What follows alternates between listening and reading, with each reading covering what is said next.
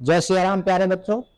मैं जैसा कि आप लोग मुझे जानते हैं तुषार आर्या एक बार फिर से आपका स्वागत करता हूं आपकी अपनी family Siya Ram e learning में। और आज से जैसा कि पिछले क्लास में हम लोगों ने सिलेबस के बारे में डिस्कशन किया था और आप लोगों को यह बताने का प्रयास किया था कि आपको ह्यूमन ज्योग्राफी यानी कि बीए सेकेंड सेमेस्टर में भूगोल का एक फर्स्ट पेपर थ्योरी का पेपर है ह्यूमन ज्योग्राफी। उसमें क्या क्या चीज़ें आपको पढ़नी है, यानी मानव भूगोल में आपको क्या क्या चीज़ें पढ़नी है, उसी को आगे बढ़ाते हुए या उसी कड़ी को आगे बढ़ाते हुए आज हम लोग आपके पहले टॉपिक यानी यूनिट फर्स्ट के पहले टॉपिक के बारे में चर्चा करेंगे। और इस लेक्चर में हम ये जानने का प्रयास करेंगे कि आखिरकार ह्यूमन ज्योग्राफी होता क्या है या मानव भूगोल का अर्थ क्या है और मानव भूगोल के अंतर्गत हम कौन कौन सी चीजों का अध्ययन करते हैं, अर्थात मानव भूगोल का विषय क्षेत्र क्या है, या फिर आप यह भी बोल सकते हैं कि मानव भूगोल का स्कोप क्या है, अर्थात मानव भूगोल पढ़ने के बाद हम कौन कौन सी चीज करने या कौन कौन सी चीज समझने के योग्य बन जाते हैं। तो चलिए आज के लेक्चर को स्टार्ट करते हैं और सबसे पहले समझते हैं कि मानव भूगोल क्या है। जैसा कि आप लोग सामने पीपीटी खुली हुई है और आप लोग देख रहे हैं। अच्छा, एक बात आप लोग ध्यान रखेंगे कि जो भी चीजें आप पढ़ रहे हैं इसका एक क्लास नोट्स रफली जरूर बनाते चलेंगे। बहुत डिटेलिंग नोट्स न बने तो कम से कम पॉइंट वाइज जरूर लिखते चलेंगे, क्योंकि एग्जाम पीरियड में आपको रिविजन करने के काम आएगा। तो जो चीजें लिखी गई है बोर्ड पे तो आप लिखेंगे ही, उसके अलावा जो चीजें हम लिखेंगे उसको भी आप लोग नोट्स करते चलेंगे और ज्यादा प्रॉब्लम ना हो आपको, क्योंकि इस समय आप अपने हाथ से बनाएंगे तो आपको कुछ चीजें मेमोराइज हो जाएंगी। वैसे लास्ट में हम इन सब चीजों की पीपीटी भी आपको उपलब्ध करा देंगे और आप वहां से पीडीएफ में डाउनलोड करके या फिर आप किसी भी तरीके से हार्ड कॉपी में भी आपको दे दिया जाएगा तो आप उसको पढ़ सकते हैं। तो चलिए शुरू करते हैं। सबसे पहले definition and meaning of human geography, यानी कि परिभाषा और अर्थ। ह्यूमन ज्योग्राफी की परिभाषा और अर्थ, मानव भूगोल की परिभाषा और अर्थ। तो सबसे पहले हम मीनिंग को समझने का प्रयास करेंगे, फिर उस मीनिंग के आधार पर अलग अलग विद्वानों ने ह्यूमन ज्योग्राफी की कुछ परिभाषाएं दी है, तो उन परिभाषाओं को हम लोग समझने का प्रयास करेंगे। तो मानव भूगोल जैसा कि लिखा हुआ है, मानव भूगोल भूगोल शास्त्र की एक प्रमुख शाखा है। प्रोफेसर ब्लास के अनुसार मानव भूगोल भौगोलिक विज्ञान के सम्मानित तने का एक नवीनतम अंकुर है। अर्थात इस लाइन से आप यह समझ सकते हैं कि जब भूगोल के क्षेत्र में अध्ययन प्रारंभ हुआ उस समय मानव भूगोल को स्वतंत्र रूप में एक सब्जेक्ट के रूप में या फिर एक ब्रांच के रूप में मान्यता प्राप्त नहीं थी। ये कब हुआ? जब प्रोफेसर ब्लास ने मानव भूगोल के क्षेत्र में अध्ययन प्रारंभ किया और उन्होंने बताया कि यह जो ह्यूमन ज्योग्राफी है यह नवीनतम शाखा है, कह सकते हैं भूगोल की या ज्योग्राफी की। यानी हाल ही में आज से 40-50 साल पहले मानव भूगोल के क्षेत्र में अध्ययन का कार्य प्रारंभ हुआ। तो ये नवीनतम शाखा है क्योंकि मानव भूगोल ही समस्त भूगोल का एक आवश्यक अंग है। इसके अंतर्गत हम मानव और उसके वातावरण की शक्तियों, प्रभावों तथा प्रतिक्रियाओं के पारस्परिक संबंधों का अध्ययन करते हैं। जैसा कि हमने सिलेबस बताते हुए आपको बताया था कि मानव भूगोल क्या है। सिंपली भाषा में आप बोल सकते हैं कि आपका जो पर्यावरण है यानी कि वातावरण है, वातावरण के जो गुण है या वातावरण की जो शक्तियां हैं, जो वातावरण का प्रभाव है, इनका मानव पर क्या प्रभाव पड़ता है, इनका मानव से क्या संबंध है, क्या रिलेशन है। यही मेन आधार है मानव भूगोल का, या यही इसी को आधार मानकर मानव भूगोल में अध्ययन किया जाता है। विभिन्न विद्वानों द्वारा भिन्न भिन्न प्रकार से मानव भूगोल की व्याख्या की गई है। अब ये कुछ प्रमुख विद्वान है, कुछ क्या है तो 20-25, लेकिन आपको उतने की आवश्यकता नहीं है। एक का भी अगर आपको याद रहता है तो आपका काम हो जाएगा या एग्जाम में आप लिख सकते हैं। तो यहाँ पर कुछ सबसे छोटे और सबसे सरल एग्जाम्पल्स या परिभाषाएं या डिफिनेशन आपको लिखा गया है दो विद्वानों का, जिसमें सबसे पहले है रेडजेल और उसके बाद है कुमारी एलन चर्चिल सैम्पुल। इनका पूरा नाम है कुमारी एलन चर्चिल सैम्पुल। तो रेडजेल के अनुसार इन्होंने क्या कहा, मानव भूगोल क्या है। रेडजेल के अनुसार मानव भूगोल के दृश्य सर्वत्र वातावरण से संबंधित होते हैं जो स्वयं भौतिक दशाओं का एक योग होता है। अर्थात मानव भूगोल में जो चीजें दिखाई देती है, मानव भूगोल में जिन चीजों का अध्ययन करना है वो किससे रिलेटेड है, वातावरण से या इन्वायरमेंट से। और ये आप देख रहे हैं आपके आसपास की जो चीजें हैं आपको दिखाई देती हैं, जो भी भौतिक दशाएं हैं वो हर जगह आपको दिखाई देता है। और इसी का योग यानी इसी का संबंधित प्रभाव मानव पर क्या पड़ रहा है, इसी का अध्ययन आपको मानव भूगोल के अंतर्गत करना है। इसी से संबंधित एक और परिभाषा है कुमारी एलन चर्चिल सैम्पुल। इन्होंने कहा मानव भूगोल क्रियाशील मानव और अस्थिर पृथ्वी के परिवर्तनशील संबंधों का अध्ययन है। अब जैसा कि आप लोग जानते हैं भूगोल भूगोल का मतलब ही होता है कि पृथ्वी का अध्ययन, यानी जियोग्राफी, जैसा कह सकते हैं कि भाई स्टडी ऑफ अर्थ। तो जो भी आप अर्थ के बारे में पढ़ रहे हैं, तो अर्थ जब आप फिजिकल ज्योग्राफी आप पढ़े होंगे तो वहां पर आपको पता चला होगा कि अर्थ लगातार परिवर्तनशील है। जैसा कि आप लोग जानते भी हैं कि पृथ्वी अपने अक्ष पर घूम रही है और उसके साथ साथ सन का भी चक्कर लगा रही है, तो मतलब वो अस्थिर है, स्थिर नहीं है। और उसके साथ साथ स्पेशल स्थान पर या स्थानीय घटनाओं के कारण भी पृथ्वी पर विभिन्न प्रकार के हलचल होते रहते हैं, भूकंप के माध्यम से या फिर प्लेट टेक्टोनिक्स की क्रिया के द्वारा या फिर वल्कनों के द्वारा या फिर वलन भ्रंशन, ये तमाम प्रकार की क्रियाएं पृथ्वी के धरातल पर या पृथ्वी की सतह पर होती रहती हैं और उसमें लगातार परिवर्तन होते रहते हैं। तो अस्थिर पृथ्वी और उसके साथ क्रियाशील मानव, यानी कि मानव तो क्रियाशील है, इसमें तो आपको समझने की आवश्यकता ही नहीं है कि आप जानते हैं कि सबसे ज्यादा क्रियाशील अगर कोई जीव पृथ्वी पर है तो वो कौन है? मानव। इसका कारण क्या है? क्योंकि मानव ही एक ऐसा प्राणी है या एक ऐसा जीव है जिसको भगवान ने कह सकते हैं कि तमाम बुद्धियों से और तमाम गुणों से नवाजा है। तो आप अपनी बुद्धि का इस्तेमाल करके, माइंड का इस्तेमाल करके विभिन्न प्रकार के क्रियाकलाप पृथ्वी की सतह पर या पृथ्वी पर आप कह सकते हैं या पर्यावरण में करते रहते हैं। तो आपके जो विभिन्न क्रियाकलाप है और आप ये जो विभिन्न प्रकार के क्रियाकलाप करते हैं, चाहे वो अच्छा हो चाहे बुरा हो, कुछ लोग अच्छे काम करते हैं, कुछ लोग बुरे काम करते हैं। तो जो भी क्रियाशील मानव है, मानव के द्वारा जो क्रिया किया जा रहा है, तो इस मानव और इस पृथ्वी के बीच में जो संबंध है, इस मानव और पृथ्वी के बीच में जो संबंध है, उसी के अध्ययन को हम लोग क्या बोलते हैं? मानव भूगोल या ह्यूमन ज्योग्राफी कहते हैं।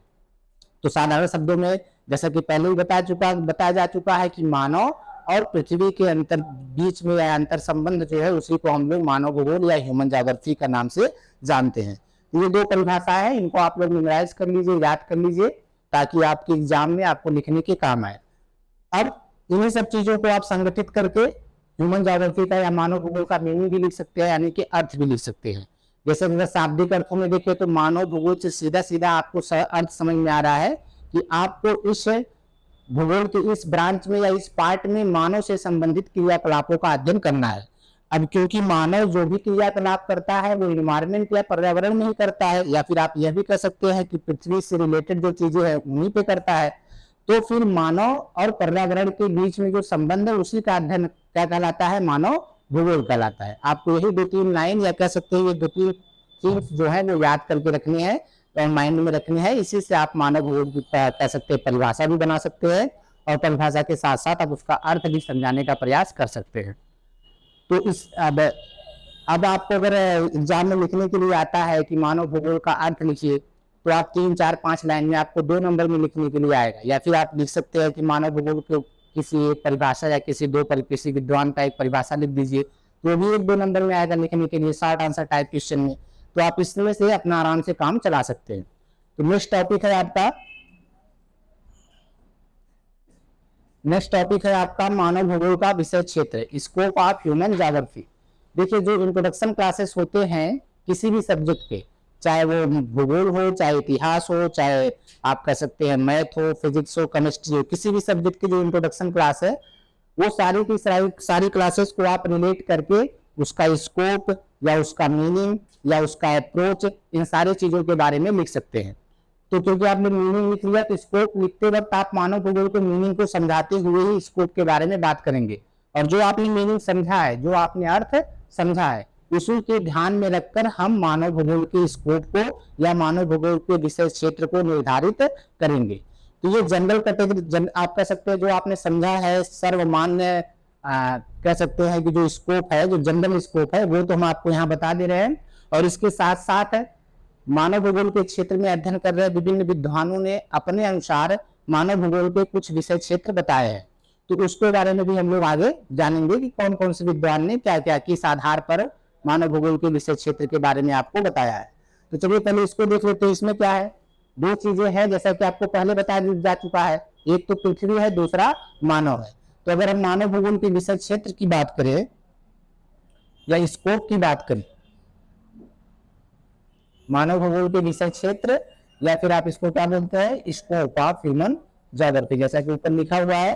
तो हिंदी कम से कम हेडिंग से आप लोग हिंदी और इंग्लिश दोनों में याद रखेंगे, क्योंकि अगर आप एग्जाम में लिखते वक्त हिंदी और इंग्लिश दोनों शब्दों का प्रयोग करते हैं हेडिंग्स वगैरह लिखने में या कुछ प्रमुख टॉपिक लिखने में, तो उसका इंप्रेशन अच्छा पड़ता है। तो आगे बढ़ते हैं। तो दो चीजें हैं, एक तो हो गया आपका भौतिक परिवेश, भौतिक परिवेश मिसप्रिंट हुआ है ना, भूगोल लिख देंगे तो पूरा का पूरा आपको भौतिक भूगोल पढ़ना पड़ेगा।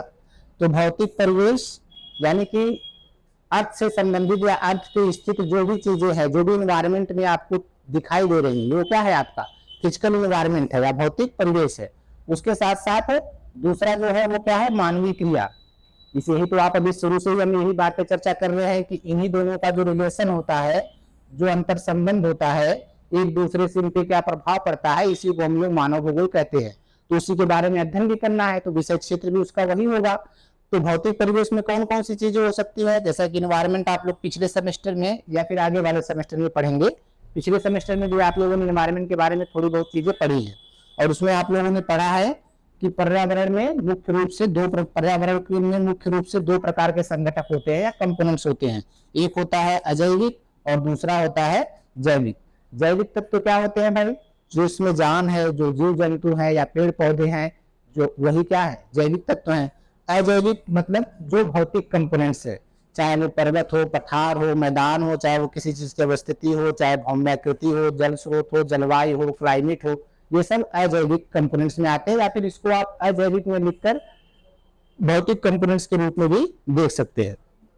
तो अजैविक कंपोनेंट्स में अवस्थिति हो गई, यानी किसी भी चीज की या कोई मानव किसी न किसी निश्चित क्षेत्र पर ही अपना आवास बनाता है या निश्चित क्षेत्र पर ही अपना कह सकते हैं वो निवास करता है। तो अवस्थिति, भौम्य भूमि की आकृति, भौम्याकृति मतलब भूमि की आकृति। तो भूमि की आकृति मतलब रिलीफ आप कह सकते हैं। रिलीफ मतलब क्या होता है, उच्चावच। आप देखते हैं कि अर्थ सरफेस पर विभिन्न प्रकार की भूमि की आकृतियां देखने को मिलती है। कहीं पर पर्वत है, कहीं पर पठार है, कहीं पर मैदान है।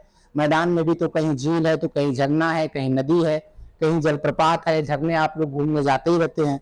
तो इस प्रकार से अलग अलग भूमि की आकृति देखने को मिलती है, और इस भौम्याकृति का मानव पर एक विशेष प्रभाव पड़ता है। उसके बाद विभिन्न प्रकार के जल स्रोत है। जल स्रोत आपको पता है, आपको झील, झरना, नदी। उसके बाद आपका ओशियन यानी कि महासागर। उसके बाद क्लाइमेट के बारे में, या फिर मिट्टियां हो, खनिज हैं और चट्टान। ये सब क्या है, ये भौतिक परिवेश के अंग हैं, जिनका अध्ययन आप लोग मानव भूगोल के क्षेत्र में या मानव भूगोल में करते हैं। लेकिन इनको डिटेल से हम लोग यहाँ पर नहीं पढ़ते, हम केवल यहाँ पर ये समझने का प्रयास करते हैं कि इन चीजों का मानव पर क्या प्रभाव पड़ रहा है। इनके बारे में डिटेल से जानकारी जब आप लोग मानव भूगोल का कह सकते हैं, या फिर भौतिक भूगोल का एक और ब्रांच होता है जिसको हम लोग बोलते हैं पर्यावरण भूगोल या इन्वायरमेंट ज्योग्राफी, उसमें आप लोग पढ़ेंगे।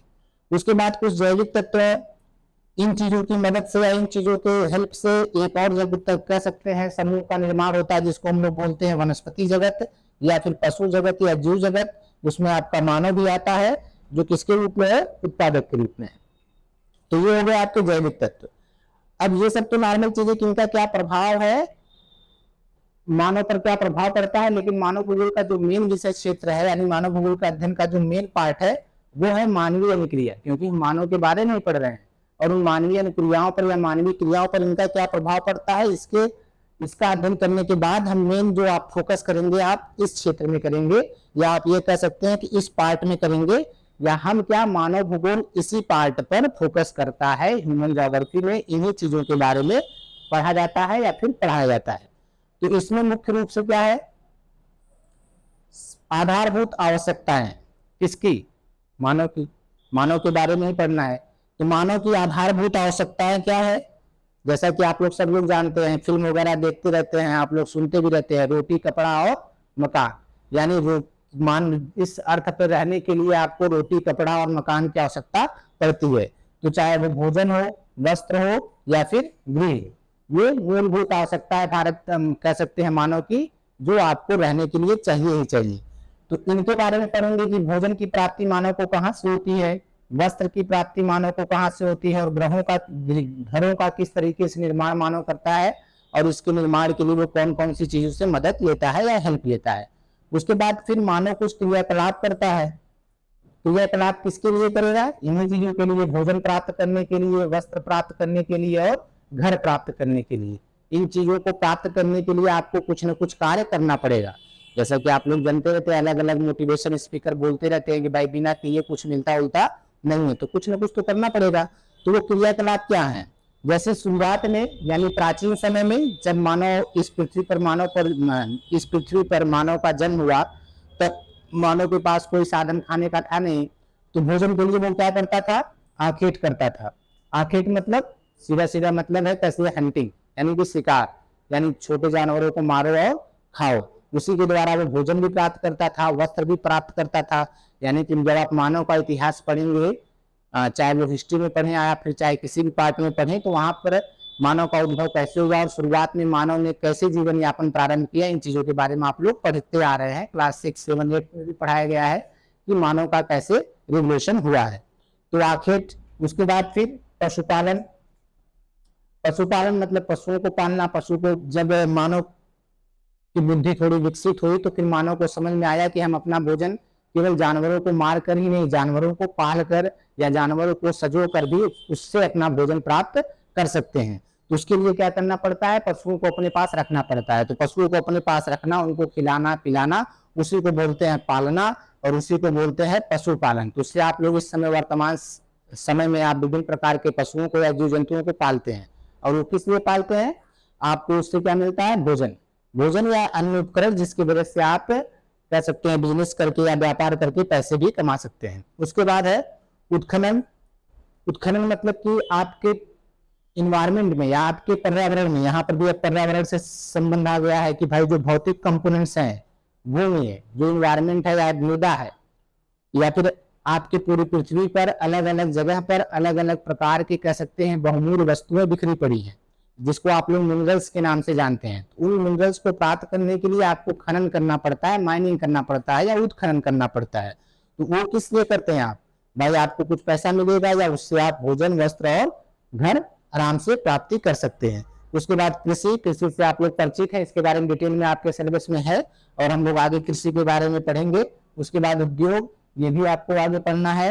यातायात और व्यापार, इन सभी चीजों के बारे में हम लोग डिटेल में, यही तो विषय क्षेत्र है क्योंकि यही तो आपको पढ़ना ही है मानव भूगोल में, तो इन सभी चीजों के बारे में हम लोग डिटेल में पढ़ेंगे। बाकी सब चीजों से आप परिचित हैं कि पशुपालन क्या होता है, उत्खनन क्या होता है मैंने बता दिया, आखेट क्या होता है बता दिया, कृषि आप जानते हैं, उद्योग आप जानते हैं, यातायात आप जानते हैं, व्यापार आप लोग, व्यापार यानी बिजनेस से आप लोग परिचित हैं, तो इस पर बहुत ज्यादा बात करने की आवश्यकता है नहीं।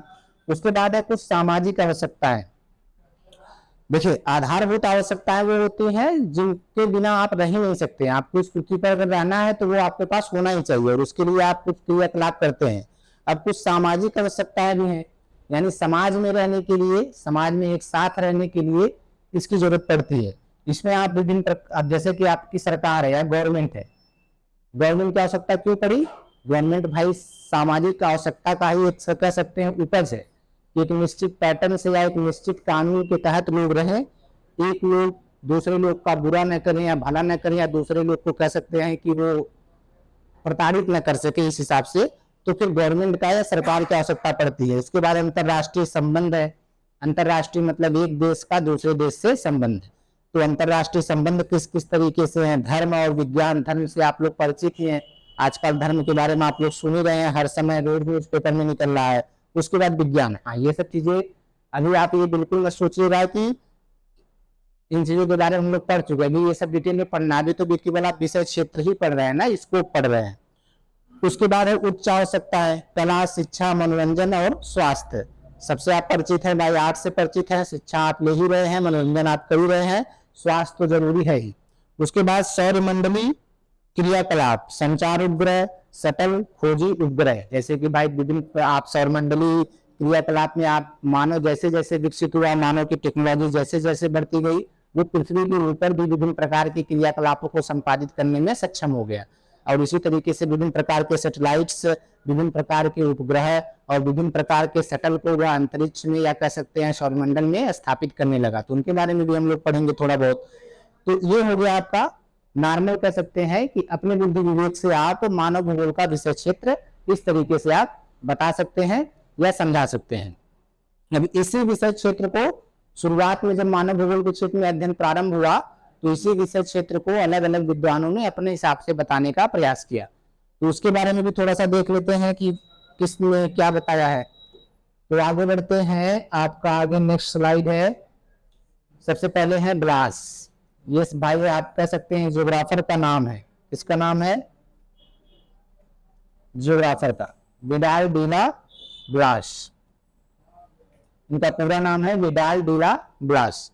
तो इन्होंने या ब्लास ने मानव भूगोल के विषय क्षेत्र को मुख्यतः 3 भागों में विभाजित किया है। वही चीजें होंगी, आप देखेंगे, अगर गौर करेंगे, मंथन करेंगे तो आपको पता चलेगा जो पीछे आपने बताया है वही सब सारी चीजें इसमें अलग हिसाब से लिखी गई हैं। 3 भागों में बांटा है। सबसे पहले क्या है? जनसंख्या।